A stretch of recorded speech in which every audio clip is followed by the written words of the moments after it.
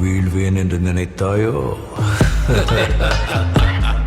ஈஃபோரியா media நேயர்களுக்கு வணக்கம். நான் தான் உங்கள் ரியாஸ் அஹமத் பேசுகிறேன். 45 இயர்ஸ் ஆஃப் ரஜினிசம் இந்த ப்ரோக்ராமில் இன்றைக்கி நம்ம சந்திக்க போகிற நபர், அவருடைய படங்கள் எல்லாமே தலைவருடைய வாழ்க்கையில், அவருடைய பயணத்தில் நிச்சயமாக ஒரு மைல்கல்லாக அமைந்த படங்கள் தான்.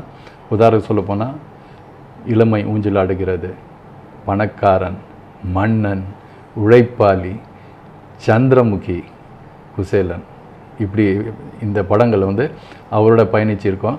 இப்போ யார் பற்றி சொல்கிறேன்றது உங்களுக்கே தெரிஞ்சிருக்கோம். அவர் தாங்க நம்ம இயக்குனர் பி. வாசு சார் அவர்கள். வணக்கம் சார். வணக்கம் சார். சார், இந்த 45 இயர்ஸ் ஆஃப் ரஜினிசம் கொண்டாடிட்டு இருக்கோம் சார். அதில் அது சம்மந்தப்பட்டதில் அவரோட ட்ராவல் பண்ண பல டிக்னிட்டரிஸ் எல்லாருமே நாங்கள் இந்த மாதிரி பழைய மெமரிஸ் எல்லாம் அந்த ரீகலெக்ட் பண்ணிவிட்டு மக்களுக்கு, நம்ம ஃபேன்ஸுக்கு கூட ஷேர் பண்ணிட்டு வந்துட்ருக்கோம்.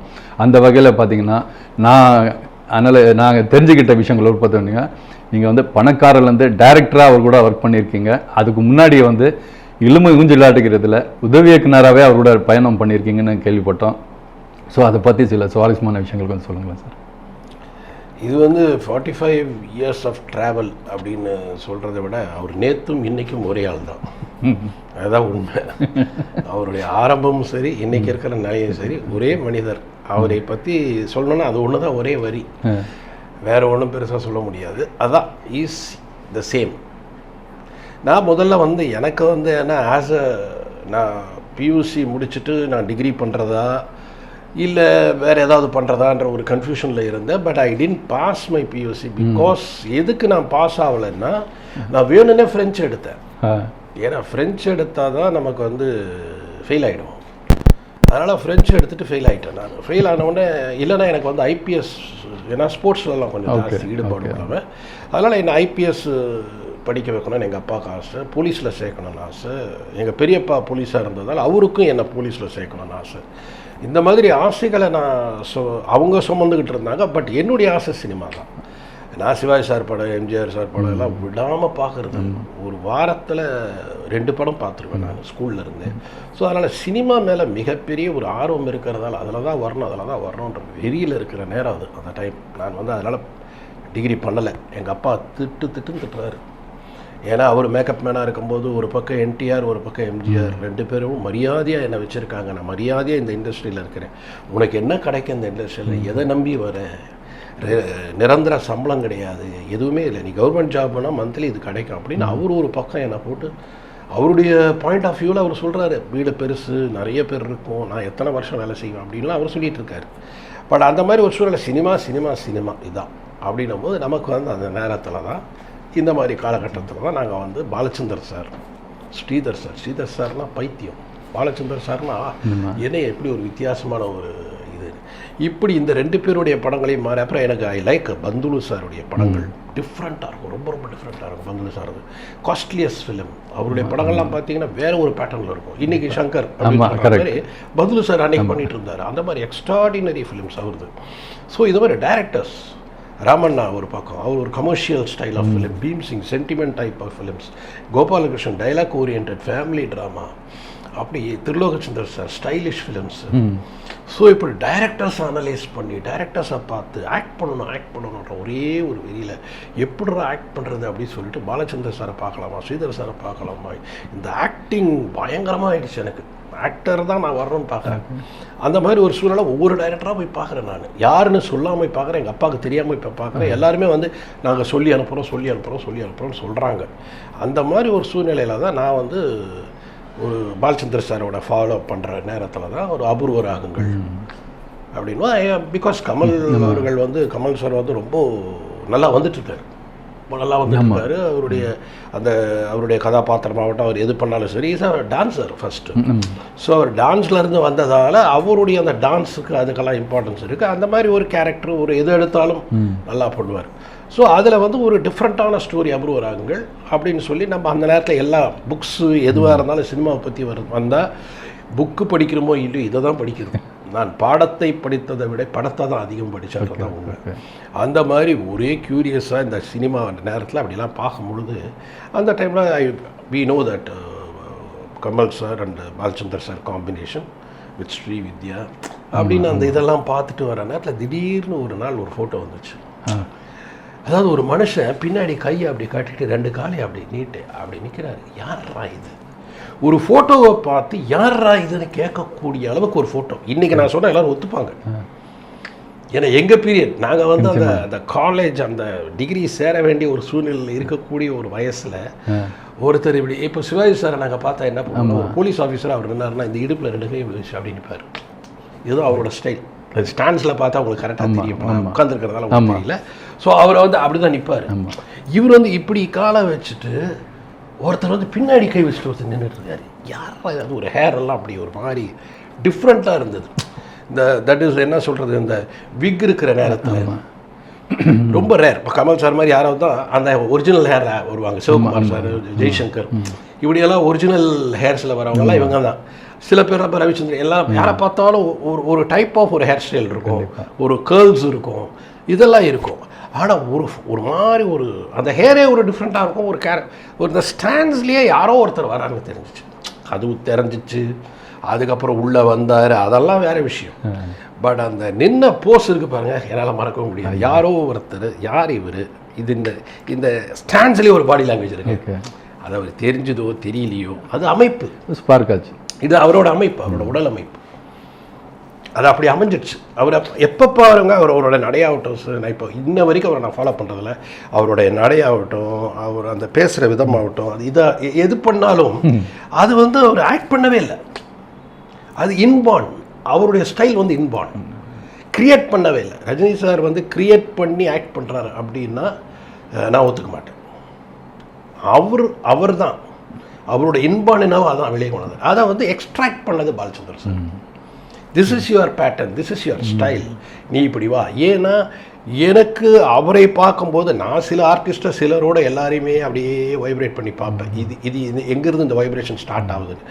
அதில் அவருடைய அந்த லைஃப்பை பார்க்கும்போது எனக்கு என்னமோ அந்த உத்தமபுத்திரன் சிவாஜி சாருடைய பல விஷயங்கள் அவருடைய பாடி லாங்குவேஜில் நான் பார்ப்பேன். இப்போ உதாரணத்துக்கு 1 2 அந்த நடன், இந்த கிளாப்லாம் பார்த்தீங்கன்னா he was a fan of Sivaji. Correct. So Sivaji சாருடைய ஃபேனாக இருந்ததால் ஒரு சில விஷயங்கள் அவருடைய உடம்புக்கு வந்து அவர் அறியாமல் சில விஷயங்கள் போகும். சூப்பர். அதில் வந்து அவருடைய இன்பார்ன் குவாலிட்டிஸ், அவருடைய அந்த இன்பார்ன் பாடி லாங்குவேஜ் அதெல்லாம் சேரும்போது he has been a separate ஆயிட்டார். எல்லாத்துலேயுமே இருந்து ஒரு செப்பரேட் ஆயிட்டார். அதாவது அவர் அனலைஸ் பண்ணது நான் சொல்கிறேன், ஒரு வேளை I may be right or wrong, but as a director, ஒரு டைரக்டர் யாருன்னா அவன் வந்து ஒரு சைக்காட்ரிஸ்டாக இருக்கணும் ஃபார் அன் ஆர்டிஸ்ட் என்னை பொறுத்த வரைக்கும். ஏன்னா ஒரு ஆர்டிஸ்டோட சைக்காலஜி தெரிஞ்சால் தான் அவங்ககிட்ட எப்படி வேலை வாங்கணும்னு தெரியும், இல்லைனா தெரியாது. You must know the psychology of an artist. இவர் எப்படி ஷார்ட் டெம்பர்டா, இவர் எப்படி ஒரு ஈகோயிஸ்டிக் கேரக்டரா, இல்லை இவர் வந்து ஓப்பனா, இல்லை இவர் நம்ம சொல்கிறத கேட்பாரா, இல்லை அவர் சொல்கிறத செய்ய சொல்வாரா, இப்படின்றத நம்ம ஒரு தடவை பார்க்கும்போதே பேசும்போதே ஒவ்வொரு ஆர்டிஸ்ட்டை தெரிஞ்சுக்கலாம் ஒரு டைரக்டருக்கு. அதனால் ஒரு டைரக்டர்ன்றது ஒரு ஆர்டிஸ்டோட சைக்காட்ரிஸ்டாக இருந்தால் தான் you can read his character. அப்போ அவருக்கு என்ன தேவையோ அதை கொடுக்க முடியும், கண்டிப்பாக இல்லைன்னா கொடுக்க முடியாது. எப்பவுமே ஒரு விஷயம் சொல்லுவார். அது எம்ஜிஆர் சார் வந்து ஒரு வாட்டி சொல்லியிருக்காரு, ஒரு டைரக்டருடைய கடமை என்னன்னா ஒரு நடிகனுக்கு படம் பண்ணும்போது ஸ்டாருக்கு, that is I am talking about star, அந்த ஸ்டாருக்கு படம் பண்ணும்போது அந்த டைரக்டருடைய படத்தால் அந்த ஸ்டாருக்கு 1 லட்சம் ஃபேன்ஸ் வரணும். அது அந்த டைரக்டர் வந்து அதை எடுத்துக்கிட்டாங்க, அந்த படம் சூப்பர் ஹிட் ஆகிடும். இந்த 1 லட்சம் ஃபேன் முக்கியம் கிடையாது, கொண்டு வர விதத்தை நீ கற்றுக்கிட்டீங்கன்னா அந்த படம் சூப்பர் ஹிட் ஆகிடும். இது வந்து எம்ஜிஆர் சார் சொல்லுவார். இது எனக்கு நாகரெட்டி சார் சொல்லியிருக்காரு இந்த மாதிரி உழைப்பாளி டைம். ஸோ இப்படி வந்து ஒரு டைரக்டராக நான் வந்து அவரை தெரிஞ்சுக்கிட்ட விஷயம் அவ்வளோதான். ஆனால் அந்த படம் பார்க்கும்போது அபூர்வ ராகங்கள் அப்படின்ற அந்த படத்தை பார்க்கும்போது அந்த ஓப்பன் பண்ணி அந்த உள்ளே என்ட்ரா வருது. அதே மாதிரி அந்த எனக்கு இன்னும் கண்ணில் இருக்கிறது என்னென்னா அந்த சாங் இருக்குல்ல லாஸ்ட்டில், அந்த இவங்க ஸ்ரீவித்யா பாடுவாங்க, கேள்வியின் நாயகன் என்று பாடுவாங்க. அது பாடி பாடி பாடி பாடி பாடி சடனாக டக்குன்னு ஒரு கேரக்டரை காட்டுவோம். இந்த கேரக்டர் வந்து ஒரு புதுமுகம், இந்த கேரக்டர் ஒரு மிகப்பெரிய ஸ்டார் கிடையாது. ஆனால் எல்லாருமே ஒரு நிமிஷமாவது அவங்க மனசாட்சியை தொட்டு சொன்னாங்கன்னா அப்படி வந்திருப்பாங்க அந்த ஸ்டாண்ட்ஸை பார்த்தோம். ஏன்னா அந்த நின்னது அந்த ஸ்டைல் பார்த்தீங்கன்னா ஒரு மாதிரி அவர் இப்படியெல்லாம் நிற்க மாட்டார். இப்படி நின்று இருந்தாருன்னா அது யூஸ்வலாக ஒருவேளை இப்படின்னு இருந்தால் யூஸ்வல். ஆனால் அது நிற்கிறதே ஒரு மாதிரி இன்னும் இருக்கும். அதான் பாலச்சந்தர் சாருடைய அந்த ஒரு என்ட்ரியிலேயே நான் இப்படி தான்டா காட்ட போகிறேன், இந்த இடத்துலையே எல்லாரையுமே வந்து அசர வைக்க போகிறேன்றதை புரிஞ்சு ஒரு டைரக்டர் பண்ணுறாரு பாருங்க. ஏன்னா டைரக்டர்ஸோட வேலை என்னன்னு எங்களுக்கு தெரியும். கண்டிப்பாக எவ்வளோ பெரிய ஸ்டாராக இருந்தாலும் எல்லா டைரக்டரோட கான்ட்ரிபியூஷனும் அங்கே இருக்குது. ஆமாம், நிச்சயமாக அது இருக்குது, கண்டிப்பாக இருக்குது. என்னை பொறுத்த வரைக்கும் இருக்குது. எல்லார் உடம்புலையும் மிகப்பெரிய ஸ்டாருக்கும் ஒரு டைரக்டரோட கான்ட்ரிபியூஷன் இருக்குது. அது நாங்கள்லாம் கொஞ்சம் நடிப்பு ஆர்வம் உள்ள டைரக்டர்ஸ் நாங்கள்லாம். அதில் எனக்கெல்லாம் அப்போல்லாம் இந்த நடிக்கணும் நான் அப்படி அந்த ஸ்டாண்ட்ஸை பார்க்கும்போது நம்மளே அப்படி முன்னாடி வரக்கூடிய அளவுக்கு பார்க்கும்போது யார் இவர், எந்த ஊருக்காரு, நம்ம ஊருக்காரா இல்லை வேறு ஊருக்காரா ஒன்றுமே தெரியாது. அப்புறம் நாங்கள் வந்து ஃப்ரெண்ட்ஸோடலாம் எனக்கு அப்போ வந்து பீம்சிங் சார் சன்னு, அப்புறம் வந்து நம்ம கிருஷ்ணன் பஞ்சு சார் சன், நாங்களாம் cricket friends. Okay okay. So அப்போ நாங்கள்லாம் யார் ரஜினிகாந்த்னு யாரோ ஒருத்தர் புதுசாக வந்துருக்காரு, யார் இந்த ஆள் யார், என்னையா பார்த்தியா என்ன அப்படி நிற்கிறான் அப்படின்னு நம்ம எல்லாரையும் அமைவன் தான். ஆமாம் ஆமாம், கரெக்ட். ஸோ அந்த மாதிரி பேசும்போது அவன் சொன்னான், இல்லைப்பா அவர் வந்து நீ பார்த்தது இதில் இருப்பார்ப்பா உட்லாண்ட்ஸில் சும்மா சிகரெட்டை சும்மா டாப்போட அப்படி தூக்கி போடுவார் இப்படின்னு நிறைய பண்ணுவார்ப்பாங்க அப்படின்னு அவங்க சொல்கிறாங்க. யாரோ பார்த்துருக்காங்க போல இருக்கு டிரைவிங் அவரை. ஸோ நான் சொல்கிறேன், இல்லைப்பா என்னப்பா இப்படி ஒரு அட்ராக்ஷன் இருக்குப்பா, ஏதோ சம்திங் ஒரு மேக்னட்டிசம் இருக்குப்பா அவர்கிட்ட, சும்மா சர்க்குன்னு இருக்கிறாருப்பா நம்மளை எல்லாரையும் அப்படின்னும்போது சரி அதுலேருந்தே அப்படியே அதுக்கப்புறம் ஒரு படமாக பார்க்க 3 முடிச்சு அப்படின்னு பார்க்கும்போது என்ன ஆகுது, அந்த ஒரு சாங் ஒன்று வரும். தட் இஸ் கமல் அவர்கள், ஸ்ரீதேவி அண்ட் சார் 3 பேர் இருப்பாங்க. இவருக்கு தான் பாட்டு பாடி வசந்த கால நதிகளில் அதெல்லாம் போட்டு அப்படி பண்ணி டக்கன விழுந்துருவார் கீழே.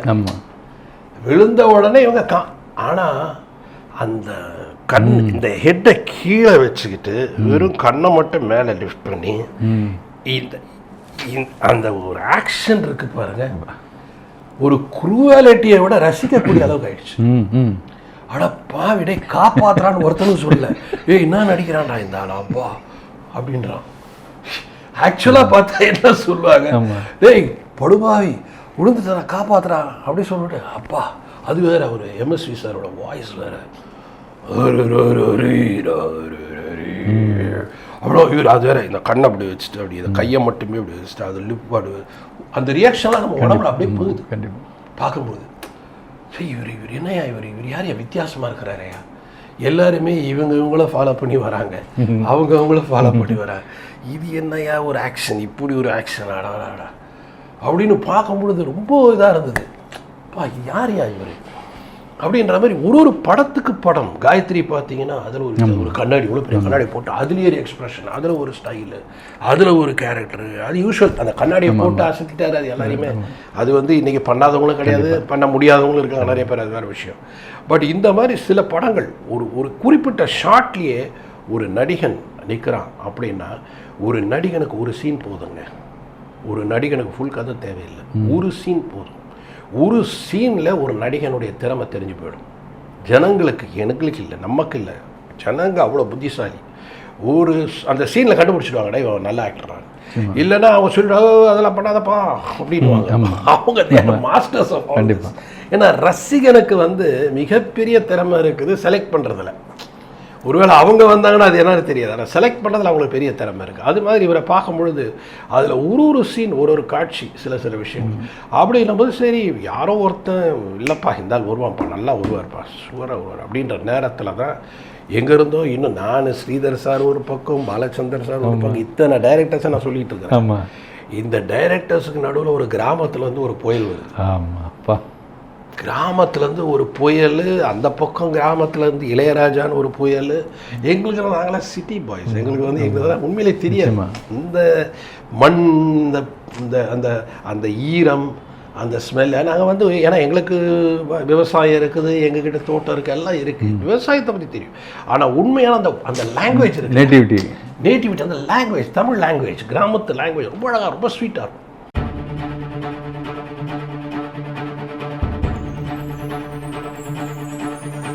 சப்பானின்றது ஒரு character, that is a hero is character. ரெண்டாவது அவருடைய கேரக்டரே பெரிதாகும் அவருடைய அதை இரிட்டேட் பண்ணி அவனை எந்த அளவுக்கு வெறுக்க முடியுமோ அந்த அளவுக்கு வெறுப்பு உண்டாக்கக்கூடிய ஒரு கேரக்டர் ஒரு பாராட்டேன்.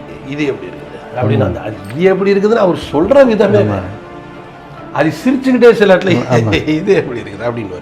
அதே ஒரு 5 மாடுலேஷன் சொல்லியிருந்தார். அவர் வந்து ரொம்ப ஸ்பீடாக பேசுவார், தான் பேசுவார். ஏன் சார் இவ்வளோ ஸ்பீடாக பேசுவார்? இல்லை சார் நம்ம அப்படியே பேசிட்டோம்னா டக்குன்னு போயிடும். அது என்னன்னா அப்படி போயிடும் சார் அது அப்படின்னு.